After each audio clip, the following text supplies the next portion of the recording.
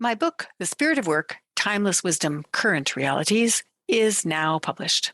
By interweaving science, business, and sacred texts from the world's great spiritual traditions, The Spirit of Work offers a high-level but approachable way to view and structure work from individual, community, and institutional perspectives. As part of the book's reach and outreach, I will be adding some solo podcasts and interviews with authors who write to build healthy workplaces, to give you a taste of how the book's concepts can enhance your workplace experience. To get to the Spirit of Work links and purchase from online stores directly, click on the online store of your choice from my website, which is shiftworkplace.com/the Spirit of Work. Make sure you put hyphens in between the words the Spirit of Work to ensure the correct URL comes up. So that's shiftworkplace.com/the Spirit of Work with hyphens. And that's how you'll get to your goal. Looking forward to your feedback.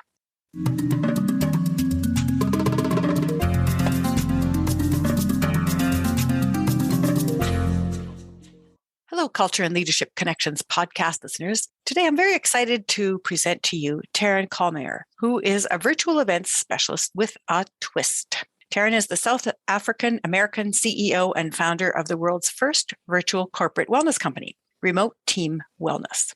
After 10 years of teaching yoga and mindfulness, leading team retreats, and consulting, she decided to found Remote Team Wellness to support the thousands of companies shifting to virtual with bespoke team wellness events. With services spanning from virtual corporate wellness initiatives to in-person team retreats, Remote Team Wellness has customizable and comprehensive solutions for every team. To date, the company has clients like, get this, Meta, Dell, L'Oreal, and Netflix, and shows no signs of slowing down. Tarin is also a dynamic keynote speaker on workplace wellness and consistently advocates for bringing more balance to the boardroom. That's a great tagline, balance to the boardroom. Welcome, Tarin. Thank you so much, Marie. It's such a pleasure to be here. I'm super excited to have this conversation with you. Great. I think this balance to the boardroom is lovely. And necessary. Sure, yeah, and I'm sure you're using it in everything because it's not even necessary. It's beyond necessary at this point. Couldn't agree with you more. Yeah, people are really acting out of reaction, addiction, and fear pretty much all the time. Wow. Yeah, you're speaking my language right there. Seriously. Yeah. And that's really the point. It's like really trying to get us out of that reactive state and really allow us to get to more of a responsive state where we can be more proactive about the things that we now know need to actually be C-level conversations rather than just, oh, well, now we're going through a global pandemic, so now we're going to have to think about all of these things that we've been pushing under the rug for the last 50 years. Mm-hmm. Yeah, having those conversations at a deep level and an individual level at the same time with leadership, with people in the front lines, because we're all suffering from the same issues at the same time. Yeah. And we all have the same human spirit to engage to start solutioning those things, right? Absolutely. How did you get started in this wellness journey yourself?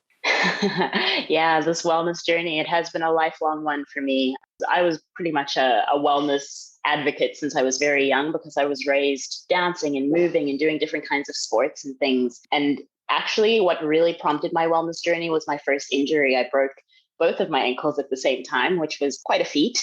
But it also took me off of my feet for a few months and made me have to re-examine how I could rehabilitate my own body and how I could really start to take responsibility for my healing rather than just, being in a state of pushing my body to its absolute limit. So that's kind of what reshifted my focus of my body is not just a tool that I can use at my will. It's something that I have to work with, something that I have to actually take care of. And that really started a journey into yoga, into meditation and mindfulness for me. That led me to really getting into helping other people to rehabilitate themselves and rehabilitate their own bodies. So I studied osteopathy, which is a very beautiful amalgamation of different wellness modalities.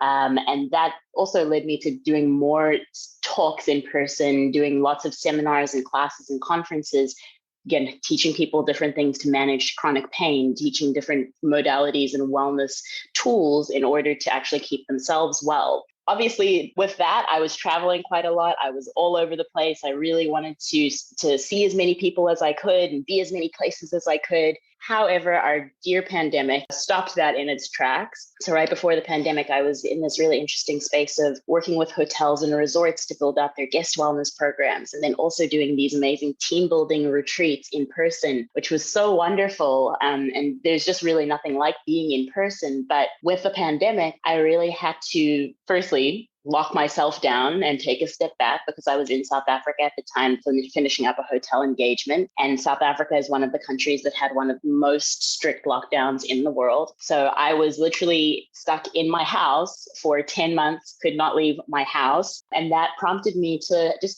re-examine what I was doing for my clients, how I was working with companies, how I was working with teams. And I started offering basically just grounding meditation classes for all of the clients around the world that I knew were struggling. Obviously, the hotel industry was completely out of business. And so I started offering these meditation sessions, and the clients were just like, well, this is wonderful. Can I invite the rest of my team? This is great. Can I invite this other team? I know another team that needs this. And it made me realize that when things like a global pandemic that, like you said, we're all dealing with something that's extremely stressful, extremely unprecedented, do happen, there was no real resource for employees to be able to lean on. I mean, a lot of organizations were like, yeah, we have a cessation program, which is great. However, in the midst of a global pandemic, not exactly useful. So I just took a little bit of a deeper look into the corporate wellness market and realized that there was space for live taught virtual sessions that addressed what was actually happening in the world, that really started to think about mental health, emotional health, physical well-being on a different level, and be able to give that service and resource to employees around the world rather than just focus on like what we can do on site, because obviously on site wasn't an option. So that's how remote team wellness came to be. And it's been a really incredible journey so far. It's been a bit of a roller coaster because obviously it has also responded to the ever-changing market now that we're back in office and that there's a hybrid format. And so it's been a really interesting kind of shift to ride the wave of. Yeah, for sure. And that shift is not going to go away because looking at another 10 years worth of pandemics happening around the globe. So there's going to be hybrid and either and or all the time. So Absolutely. It's like being able to change on a dime. But it makes me think a little bit about Picasso because Picasso self-imposed painting with just one color for like a couple of years and then switched to another color a couple of years. And he said that was necessary for him to be able to expand. And when we are in a restrictive space, it is sometimes the necessary, I guess, fertilizer to get us to something we would not have been able to imagine previously. Absolutely. I love that. That's such an interesting point. I'm definitely going to look that one up. Thank you. Yeah, I have a cactus that only blooms if you put it in the cold and the dark for 2 months. Yes. So we've been in that cold and the dark for a while. We're starting to bloom, and now we need to keep that blooming moving forward. So let me ask you a little bit about your childhood. So you didn't start out as a remote wellness expert.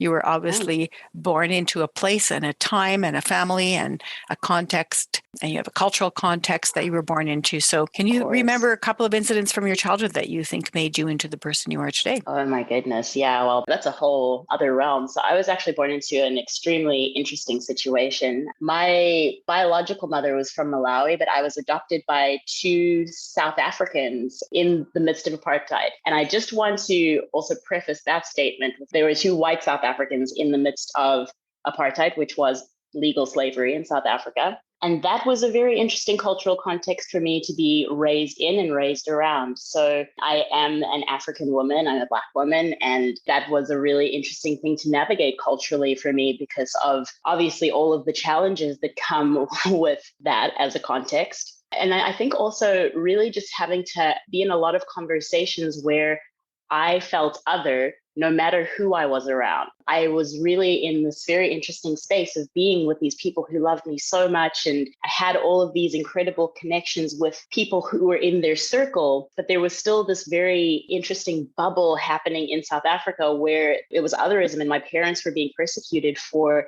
adopting me, for having me in their lives. And I think that context actually made me way more aware of what I needed to do to fulfill my own needs. And my mother was an incredible proponent of making sure that I understood emotionally what I was going through. She was a huge proponent of therapy from a very young age. And I think that also really set me up to realize that I need to take care of myself first. And even just in the context of being a dancer as a young person, I had to learn how to work with my body. I had to learn how to work with the things that were happening in like not only my physical health, but also in my emotional health and my mental health for me to perform at my best. And so those are all things that really, I think, help to shape me as a wellness focused individual. I've also been a very mindful practitioner since I was very young because I'm an only child. And I think that really helped me to Yeah, you have probably developed a degree of self-reflection that others may not have. Exactly. And resilience as well, just because of that context of being in those really uncomfortable conversations, uncomfortable from a very, very young age, uncomfortable conversations about why I shouldn't be with my parents, and uncomfortable conversations about who I am and identity, trying to figure out what my identity was in the place and face of, understanding who I am rather than what everyone else is telling me that I am. And I've never really been one to fit into a box, as you may realize from my journey. So adaptability has probably been my main strength, and not through my own wanting, but it's been something that I've had to grow and really allow in my life because of the environments that I've been in. And obviously going from that context, from being in South Africa at a very young age, to then moving to the States and having a completely different cultural context and experience, has been a very interesting way to shape how I perceive the world and how I perceive other people around me. So I'm just going to ask you for more specifics. Please. People often, when I ask them that question, they do give me a pretty good general overview, but I'm looking for a specific experience. What do you remember about being in South Africa growing up when you were a child? What do you remember about moving to the States? How did that shape you? What's a specific incident? That's a very interesting question. Something I haven't really thought about in a long time. What I remember about being in South Africa when I was very young was a lot of division for what I saw as no reason, and a lot of divisiveness around what it meant to be who you were. But I'll give you this as an example. So when I moved to the States, I expected to feel a greater sense of belonging in some way, because I wasn't really South African, because my biological mother wasn't South African, neither was my adopted mother. So I didn't speak a South African language. And I constantly came into different conversations and conflicts with people around that as a young person, because I speak English, which is a South African language, but I didn't speak a traditional tribal African language. And that I found a lot of contentious interactions happened around that, because people expected me to be something because of the way that I look. And so then moving to the States, I had kind of an opposite experience, because I was, again, expecting to be in a space where I had a community, or I had people who looked like me, and I had people who were a little bit more like me because they only spoke English. And I still didn't feel like I fit in that context. And I think that was a really interesting observation, just really realizing that there is otherism no matter where you look. And there generally tends to be the sense of, if you aren't exactly like from a certain context, then you may not fit in completely into that context.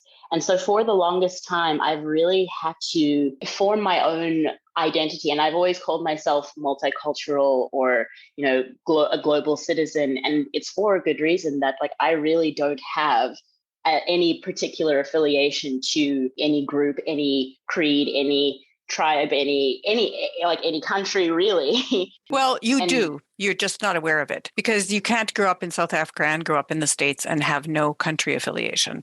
So, you're going to pick up some cultural things around you. Otherwise, you won't be able to exist there. To adapt to the culture. Yeah. But this feeling of being on the outside, I think, is what I'm picking up from what you're saying. Feeling like you can't be accepted for who you are because people can't put you into any kind of a category that they understand. So then you really have to think, well, who am I? And that sends you back into self-reflection, really. Exactly. My whole life has been in a lot of self-reflection of, who am I if I'm not fully South African, if I'm not fully this one thing that I'm supposed to be in order to fulfill what it means to be South African. But then that also makes me think why we have those constructs in the first place. Yeah. And how can I find ways to belong that don't involve me being the way people want me to be? And allowing me to just be myself rather than having to fit into a specific idea or ideal. So yeah, I think that reflection has really shaped me into being very mindful, not only of myself, but also quite empathetic of other people and the journey that they're on as well, of figuring out who they are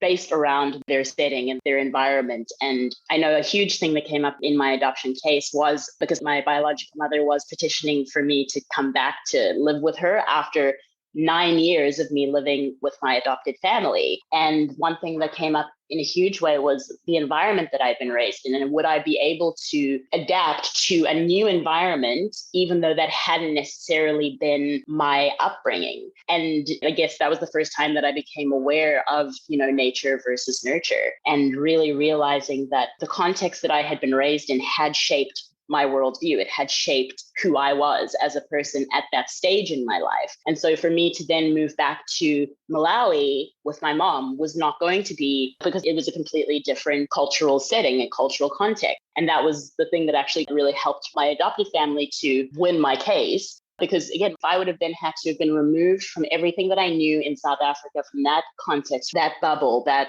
particular setting, and taken to a different place where I didn't speak the language, where I didn't really know the conditions or basically the tribal anything. I didn't know anything about it. It would have probably completely rocked my world. And I don't really know if at that time in my life that I would have survived in that context. Even just hearing you speak about it, it makes me think you as a child knowing that this was happening would have been hugely rupturing. Mm-hmm. So you're thinking, wait a minute, I thought I knew my life. Now I don't. Mm-hmm. It's like, do people want me or do they not want me? Just knowing that would be traumatizing in itself. And had you actually gone, and then what if the mother said, wait a minute, you're not Malawian enough, so goodbye, sending you off. Exactly. Imagine what would have happened to you. I can't even imagine. No, I can't even imagine. And I feel so grateful that I didn't have to go through that. Yes. I feel so grateful that I had people who were fighting for me and fighting for that. And that also, again, I think that also was my first real experience of unconditional love and understanding. Yeah. These people are willing to fight for me. These people are willing to actually, do anything that they can to make sure that I have the life that I didn't even know that I needed. To keep you with them because they wanted to be a part of your life and they loved you. So this leads me to the next question, which is, from the groups you were born into, what has influenced your sense of culture and self? So you were born into a context, but then raised in another with a family where there was this fierce love for you. And at the same time, huge racial and cultural disconnect. Absolutely. But there's still groups. Yeah. So how has that affected you? How have those groups or other groups affected you that you were growing into as a child or an adolescent? I think the way that I've been affected culturally is having to find out what I like about each culture or what I love about each culture, which I feel has been quite a privilege. The things that I loved about different cultures, I've kind of been able to adopt or take on because I was never really raised in a context where I had to be a certain thing, because my parents understood that I was coming from a completely different culture. They didn't understand necessarily my culture. They didn't, the culture that I had been raised in.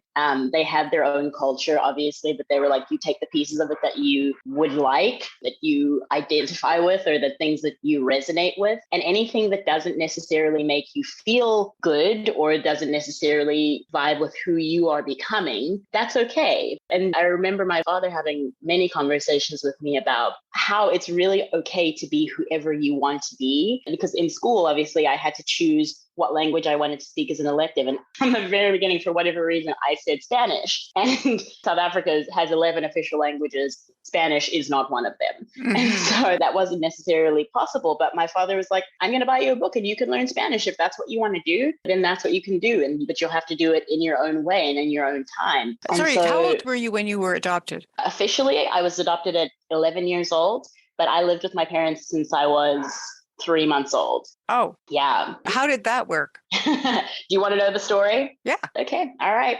So my biological mother, Mabel, was 18 when she had me. So she was very young, and she wasn't really sure that she wanted to have a child. So she tried to get an abortion at the time, it was the 90s, so she was a little bit too far to be able to get an abortion. And so she decided to have me adopted when I was born. However, when I was born, there's obviously a lot that goes into being pregnant, and there's a lot that happens to your body over those 9 months. So when I was born, she decided that she actually did want to try being a mother. And that led her to a very, very interesting place, because she had just moved to South Africa and she was working for this woman, Linda, who basically was starting to train people from outside of South Africa to come and do administrative jobs and train them to work on computers and whatnot. And then as I got a little bit older and things got real with having a child at a young age, she started to have doubts about it. And there was one day when she went to a market in Johannesburg, in Germiston, with an acquaintance of hers, someone that she had just met, someone that she didn't know very well. So her and this woman were at a market, and she needed to go to the bathroom, and her friend said that it was unhygienic to take a baby into the bathroom, which obviously it is. And so she said, you can just leave Tarin here with me and you go into the bathroom. And then when you come back, I'll go in and you can take Tarin. And so my mother went into the bathroom, and when she came out, this woman had taken me and all of my things, and we were gone. And this is when I was 3 months old. You were kidnapped. I was kidnapped. Yeah. So from there, she obviously didn't know what to do. And she was a Black woman in apartheid South Africa. So going to the police station didn't necessarily yield her with many results. They basically told her that she could find my body in a few days at this fountain. There's a lot of witch doctors and people who use babies. So horrific. Yeah, it is really horrific. So basically that was the answer that she was given by the police. And so she knew she had to go back to the police station with white people. And so she went to her boss, Linda, and asked for help. And Linda was happy to oblige, but she was like, I don't think that they're going to listen to a woman, to be honest. So we're going to need to take my sister, Stella, and her husband, Gordon, to the police station with us. So they all went to the police station and they basically started the investigation. They put my face everywhere in the newspapers. And Gordon was actually a pastor. So he put my face up in the church that he was preaching in, and basically asked if anyone in the congregation had any information to please come forward. So that whole search took about 8 days. I was found after 8 days in this in a squatter camp right outside of the city. And the woman had been basically telling her boyfriend that she was pregnant, putting clothes underneath her shirt. And then she just came home with a 3-month-old baby, which her father-in-law realized was not a newborn baby, because I mean, a 3-month-old baby does not look like a newborn. No, completely different. Yeah. Right. And so then this man had actually gone and done some digging and just looked in the newspaper and seen my face and realized that she had taken me. And so he was the person that called in and reported her. And then once it had been reported and I'd been found, my mother, Mabel, had a really, really difficult time, obviously, just figuring out what she was going to do, figuring out that, there was a lot of guilt that I think that she felt from that situation and from the fact that she was really trying to deal with the idea of being a mother still. And so she asked Linda and Stella and Gordon if they would take care of me for the week and just be with me for a little while she went back to Malawi, just to figure out some things and see if I could come back to Malawi with her. And she was gone for about 6 years. So I ended up just staying with them. They became my legal guardians. Oh, I see. Yeah. Yeah. And then after that, the adoption process took place. I see. Exactly. But when they eventually decided to adopt me, it wasn't as simple as it could have been. It's never simple to adopt. That it is now. Never, ever. People go, why don't you just adopt someone? They have no idea. Right? No idea. No idea whatsoever. And I mean, in South Africa, too, there were certain laws that had been a part of the apartheid regime that also prohibited white people from adopting Black children. Right. And so it wasn't just a simple family court case. It was a Supreme Court case that took our family 2 years. We had to overturn 2 laws in South Africa, but again, from the apartheid regime. I had to be able to testify as well as a 10-year-old rather than being 16. And so we had to have that law overturned. And so, yeah, it was a very interesting, tumultuous time and a very large childhood undertaking, to be completely honest. Yeah. Like this is just puts you right in a national and international context right from the get-go with multiple strands pulling at you from all areas. And you must have an amazing destiny. Yep, That's why I know.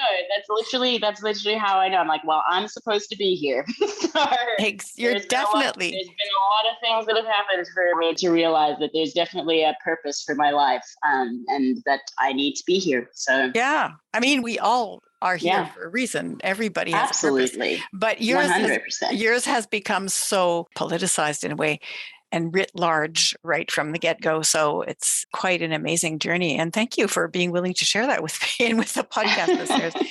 So Absolutely, yeah, nice. I mean, it changes kind of the way I would ask questions, because I think from the time you were young, you were able to consciously recognize that there were multiple groups, and you could choose certain things, and other things you Yes. were restricted by, but you could still get Yes. to, and that you had advocates, right? Yeah, absolutely. That there were people advocating for you, people fighting to get you, that people were trying to take you, that everybody seemed to want you in some way, shape, or form. So how did that affect the way you chose what you decided to do as an adult? It's turned me into an advocate, because I will always advocate for others, to take responsibility, for themselves, and to really advocate for themselves as well. And I think that's really also shaped my care and my depth of processing and my depth of empathy for people, and just going through the human experience. It's not about, separation or division or any of it. It really is all just a huge human experience. And I have such profound respect and admiration for anyone going through this journey and choosing to continue and choosing to carry on and fighting the good fight, and really allowing themselves to better themselves. And really, any change starts with the individual. And so the people who choose to continue, choose to get better, choose to grow, choose to expand, choose to learn and share that knowledge, that just helps all of us to elevate and helps us to push forward as a human race. I think that's really helped to shape my awareness and understanding for the world. And the power of choice. Totally. That every choice that you make has such an important effect. So you chose to belong to yoga, right? It was one of the things I've chosen to belong to. Absolutely. I think probably in the broader perspective, yoga is definitely one of my modalities, and it's one thing that I absolutely love. And yoga is not just obviously a physical practice. It is such an incredible, all-encompassing practice that you can really use for any area of your life. However, there are so many other things that I've explored in my life. I mean, I was raised in Christianity, and I was raised in the church. I was raised in a very spiritual context. And yeah, yoga is just one of the things that's kind of helped me to be able to share more information with people about how to better themselves. So what did you choose from there? If you're raised in a Christian tradition and then you moved into yoga, but there are other things too. I mean, yoga is really an all-encompassing practice and way of being. But did you move into other religious or spiritual areas? Did you learn other languages? Did you move to other countries? Yeah. What other professions did you explore? What groups did you choose to belong to? Yeah, absolutely. I mean, I studied osteopathy, like I was telling you. So osteopathy is, again, a very holistic practice. It reminded me a lot of yoga. I really deepened my yoga practice while I was studying osteopathy, because it made me understand more about, the scientific background of like your anatomy and how your body is working, your physiology. And then I've belonged to so many groups in my life, it's hard to even count.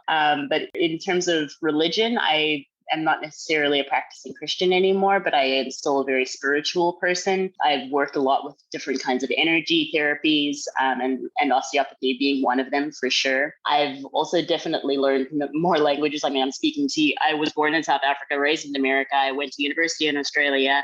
I've lived in Morocco. I've lived in Thailand. I've now live in Mexico.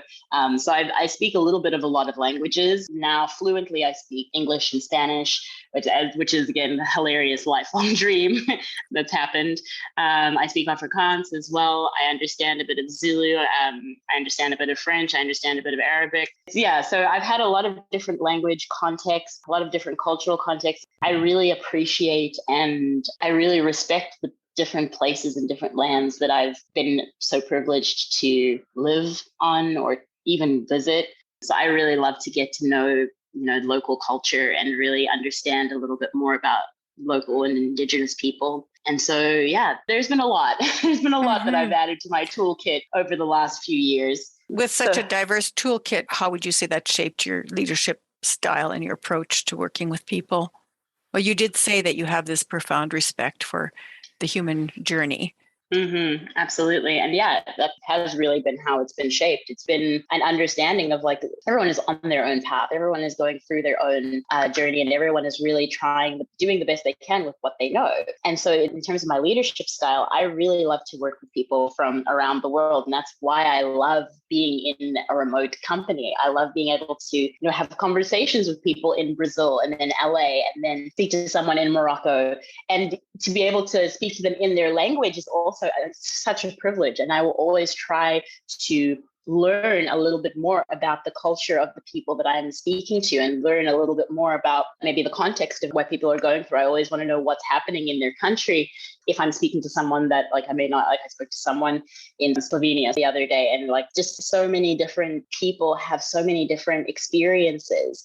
And one thing that I found very interesting through working remotely, but also just going through this COVID experience, is that everyone has experienced the same thing, but in completely different ways. And I'm very interested in that. I'm just so interested in having conversations with people about what they learned from COVID, about what they experienced through COVID, because everyone who you speak to had a completely different experience, but we all went through it. And that's something that unifies us. That is so special to have those unifying conversations and to realize we are all going through a lot of similar things. So as individuals, as we want to make ourselves, we're all still running this race together on this planet. So that's really helped me to just be a bit more understanding, a bit more open-minded, and really just allow people to be themselves too. To seek the diversity in the common human experience. Absolutely. So temperament, which you're born with, personality, which you put in as you grow and respond to what's around you.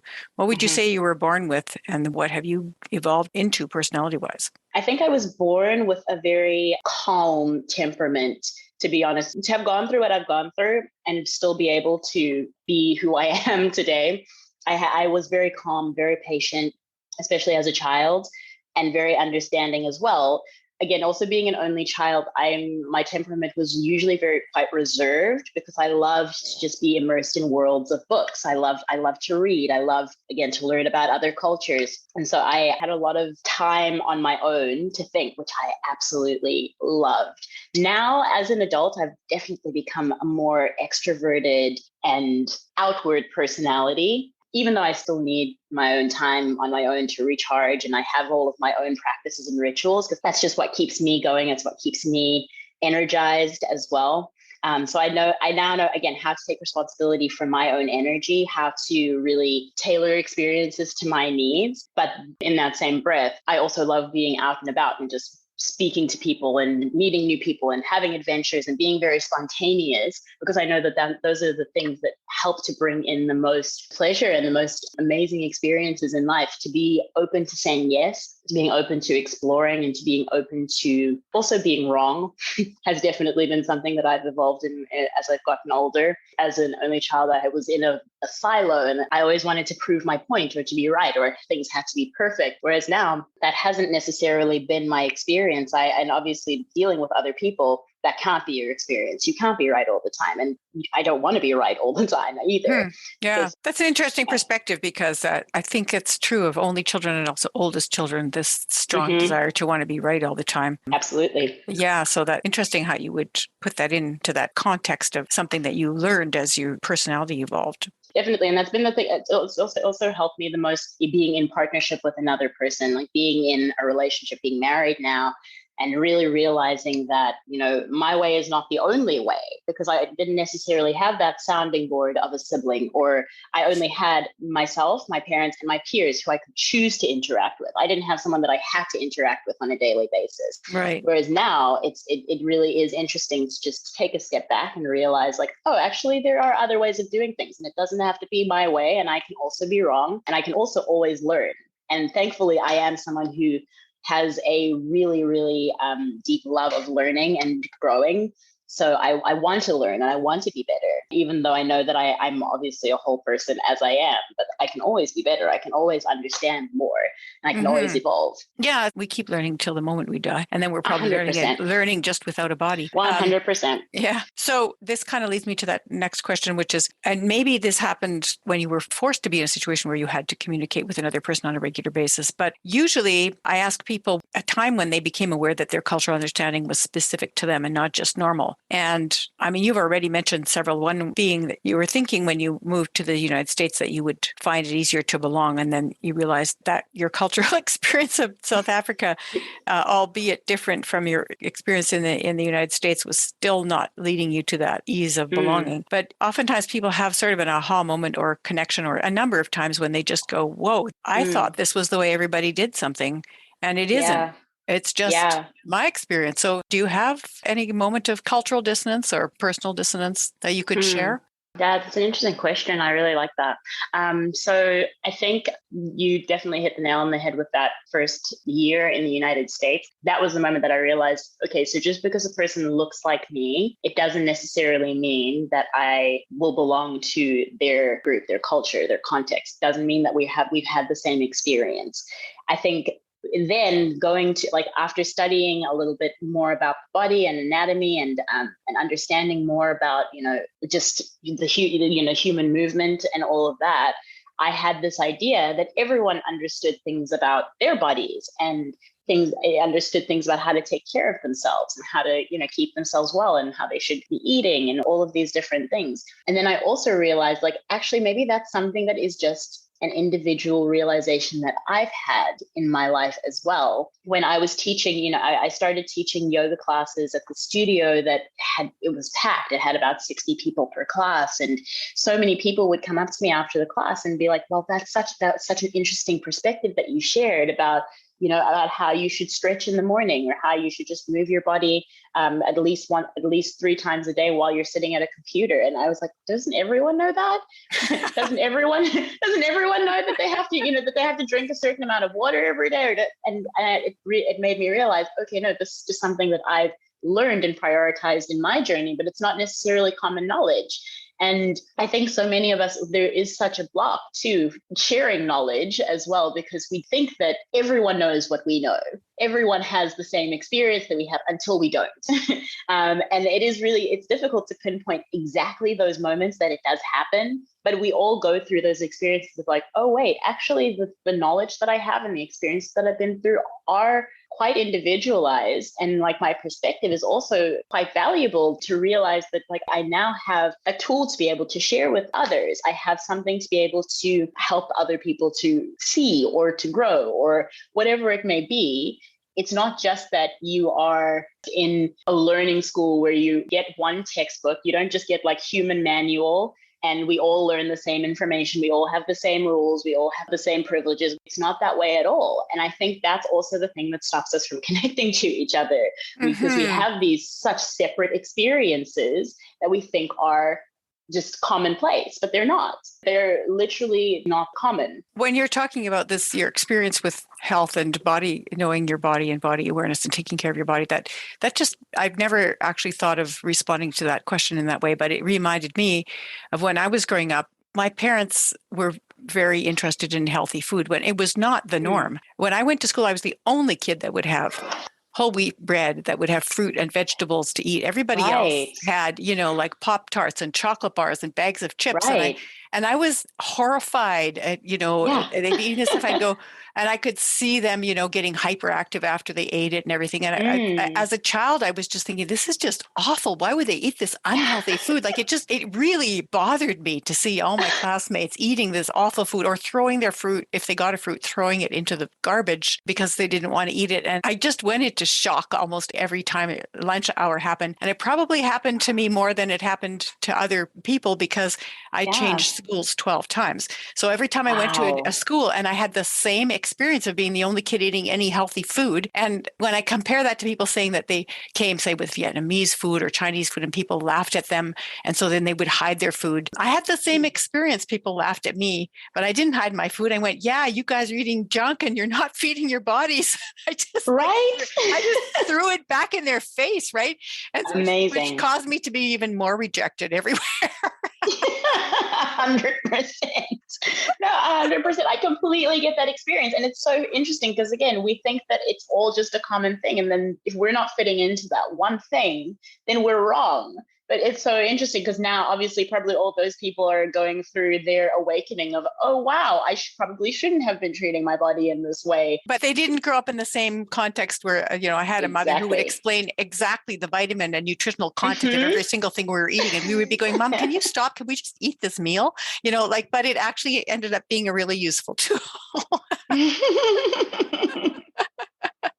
But yeah, and that reminded me again of another incident where I was eating my healthy lunch in high school, and one of the kids next to me was making fun of my lunch. And I thought, well, this is just such a normal, I have this experience pretty much every week, at least, if not every day. And the kid who was making fun of my lunch was a young man. He was sitting in front of me and he's turned around to make fun of the lunch. And then he told me that I should really consider taking crack because he said it was really useful for expanding his awareness and that sort of thing. And I looked at him and I remember saying at the time, I know this is going to sound kind of arrogant, but I said, hey, I know if there's a cliff and I jump off of it, I'm going to die. So if I take crack and I know I'm going to die and get addicted to it, so why would I do that? It's just stupid. And he then made that the biggest incident. And that's when I received the worst teasing ever. Oh my But you know what? I'm thinking it's not that I knew better. I just was horrified at the thought of people treating their bodies in ways that would be so harmful or disrespectful. Absolutely. And I have never felt bad about that, no matter how much it was thrown back at me. And I'm wondering if you had that experience too, but with you, it would have been more of a body movement and other things too, but taking care of your body, right? Did you have that experience of it being thrown back at you and going, you know what, I don't care? Or did you have a different experience? What did you do? Well, I mean, I think I had that experience of it being thrown back at me probably when I was younger and I was dancing because I wasn't necessarily a typical ballerina. And so I didn't have the feet for it. I didn't have the cultural context for it. Like I was the only Black person in my ballet school, but I loved it and I was very good at it. And I continued to excel at it until it just became something that was way too physically taxing on my body and until I got really badly injured as well. And I could not dance in the way that I thought I would or that I wanted to at all. And I think that experience was also just a little bit of an eye-opener of like, oh, so I have to be a specific body type to be able to do this, or I have to be a specific race to be able to do this. It was very confusing at that time, but I think my love of it, my love of getting lost in music just kind of kept me going back. And at that time, was also a little bit more around the rigidity of ballet that I really enjoyed. I enjoyed the technique. I enjoyed, that perfection. But I kept getting people say to me like, well, you should be doing hip hop dancing. Ignorant things that children say like that, just because I looked a certain way. It's so interesting to also think of like, oh, well, that's not the movement that I'm expressing myself through right now. Why do I have to express myself in this way just because of the way that I look? So after you broke your feet, what did you do? My ankles. Oh, your ankles. My ankles, yeah. After I broke my ankles, I went to my doctor and I was just like, so when can I dance again? When am I going to be back? And he was just like, you're probably not going to be back in point shoes again in your life because they're really bad for your feet. And also your ankles are now very weak. So you're going to have to do things to strengthen your body. And you're going to have to focus on, anything that can help you to strengthen, and he's like, you can do either like swimming or water aerobics, or you can do yoga. And you went, what? Yeah, I was like, excuse me. And it took me a long time to be able to accept that, to be able to actually say, you know what, fine, like I'm going to do something else, because I thought that dance was my only movement and I didn't want to hear anything else about another type of movement. And so I told my mom what he had said and she was like, okay, so we'll check out a few different things. And I went to a water aerobics class and it was probably a lot of septuagenarians. It was like literally a whole class of septuagenarians and me. And I was like, I don't think this is my thing. I don't think this is what I'm going to do. This is an old people thing. Yeah, exactly. This is definitely not for my age bracket. And then I saw that a Bikram yoga studio had opened up just down the road from my house. And I liked their advertising and they had like a free week trial or something. And I was like, well, I guess I may as well check that out. And from there, checking that out led me to really, really loving being in the heat, because Bikram yoga is a hot yoga practice. I think it's called Hot 26 now, just because of all the things that Bikram has done. But so it's a hot yoga practice. And I think that was the intensity that I needed at that time in order to keep coming back and to be drawn back into the practice of coming and wanting to sit through something. And it started to become more of a mental practice for me rather than a physical practice, because at the time I could barely stand. So I was still trying to get strength standing on both of my feet at the same time, let alone balancing on in any way. And it really helped me to rebuild the strength in my ankles. It really helped me to also kind of come to a place in my mind where I was getting quiet, because it was the first time that I had been in any kind of practice and had to, just be still for 4 minutes at the end of the class, which I hated. I didn't want to be still. I didn't want to, stop and think and breathe. I wanted to move, but I couldn't. So that was also a time when I actually had to just, sit with some of the things that I had been processing and sit with the trauma and the fear and the things that I had felt from my childhood, and really started to allow to, heal inside of me, rather than just needing to move and get it out. It was my time to actually be still and silent with those feelings rather than move with those feelings. Such an important healing piece. Yes, absolutely. Yeah. And it really, really helped me also to just appreciate my body more and realize that every day I came to the Bikram yoga practice, I got a little bit better, just incrementally. And it wasn't huge. It wasn't now I can do these crazy elaborate moves again, which my body was already able to do at one point in my life. I was already able to do, the splits and these granja days and these jumps and all of these things. But now I had this new sense of, oh, wow, I can stand up a little bit taller today. Or I don't have to balance on the mirror as much. I don't have to stand in this position. I don't have to be in this position anymore, because now I can balance by myself. Wait, I can balance on one leg and just lift my knee up a little bit. Oh my goodness, now I can hold on to my foot. And there were just these incremental things. New appreciation of what it takes to move. Exactly. Exactly. It's really quite a spectacular journey of extremes that you've been through. I'm just extremely. I'm just in awe of what you've been able to make sense of with all of this. And it makes me think of a little bit of a quote that I heard somebody say on a podcast. I just don't even remember who it was, but a podcast a couple of months ago. And they said, computers need speed to be productive, but humans need to slow down to be productive. Totally. And you had that experience of being forced to slow down. It really helped you to integrate everything and be productive in a really more holistic way. 100%. Yeah, 100%. And that integration piece, I think, is the hardest part for a lot of us. We have all of this knowledge and we have all of this understanding, but then we just want to quickly move on to the next thing and get more knowledge, get more and more and more and more and more. But our bodies have so much wisdom. Sometimes our minds, they're just moving too fast to be able to catch up with. And so really learning how to check in with your body and learning how to listen to these signals that you're being given on a daily basis, because your body is so intelligent. It's one of your greatest tools. So really learning to understand that and to work with it rather than work against it, or be like, oh, my stupid body, I'm sick. I'm getting sick again. I have the silly injury. I've got to move past it. Got to get better. Got to just get better all the time. It's more like, what's the wisdom in this, and what do I need to learn from it, and how can I accept and appreciate this moment that I happen to be in right now? 100%. So if people want to work with you, which I'm sure they do on a regular basis, what brings out the best in you? What kinds of attitudes or contexts bring out the best in Tarin so she can just be her best? Oh, absolutely. Openness, for sure. To being open to changing, to being open to another perspective, to being open to growth. Openness is one of the things that excites me, because it makes me realize there can be progress in some way. Because if you're open, you can move forward, you can continue, you can keep going, and the story doesn't end when you're open. Whereas if you come with an already set mindset, perspective, it just closes everything around the process being able to expand, and closes everything around you being able to expand as an individual, as an organization, whatever it may be. This is the way we've always done it. This is who I am. That kind of closed-minded attitude generally tends to make me contract. Contracts you. But openness allows you to expand. Openness, exactly. Mm-hmm. Openness is expansive, and openness allows all of us to expand, to be honest. So, it does. Yeah. So definitely openness and flexibility. So here's your soapbox moment. What would you like to promote? Ooh, so I would actually really love to promote one thing over the other.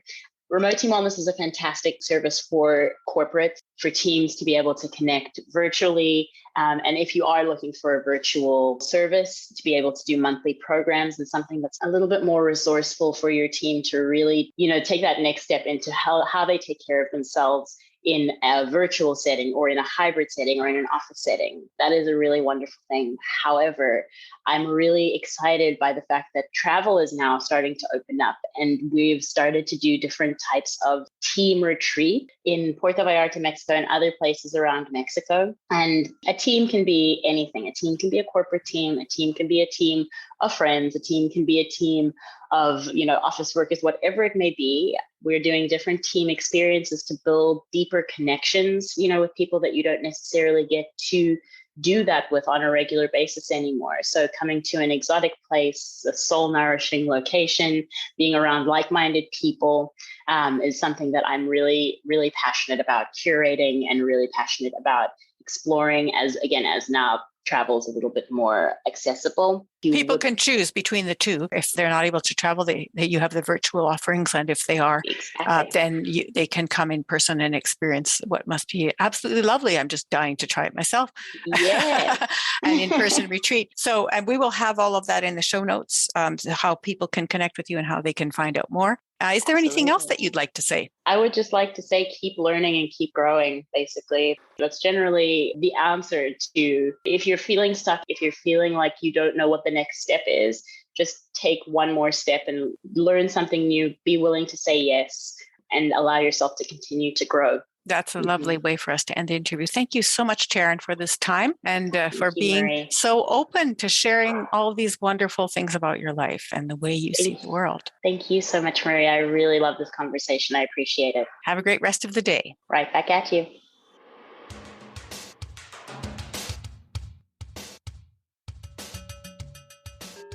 Tarin Calmeyer has had a fascinating journey into living in various countries as an outsider within, outside of, and bridging cultures along the way. Her quest to be seen for who she is on her own terms is ongoing, yet she has found inroads into that project through her integrative wellness approach, since everyone needs to be healthy to be at their best in work and in life. I really enjoyed my time with Tarin and loved her approachable and gentle style of conversation that embraces, encourages, and connects hearts through wellness. Hey, podcast listeners, help us reach our goal of 1,000 downloads per episode by going to followthepodcast.com/culture and leadership. That's followthepodcast.com/culture and leadership. If you type that into your browser and you use the and sign, not the word and, culture and leadership, it will automatically adjust to your phone. And then you can follow and rate. So followthepodcast.com/culture and leadership. Thanks in advance for following and for reviewing.